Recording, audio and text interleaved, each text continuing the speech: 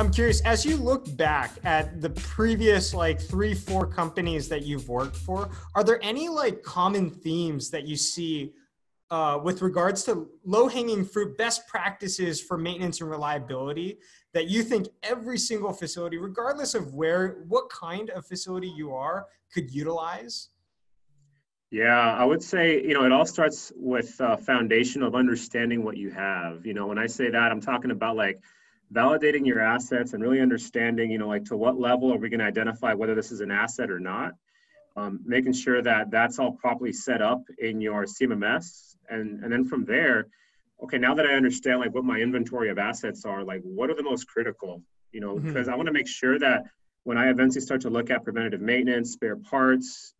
I need to focus on the ones that are going to impact my operation, not only from like a production standpoint, but, which ones are going to have the biggest safety impacts, quality impacts, if that applies to you, environmental, customer impacts. Because from there, we can really understand like,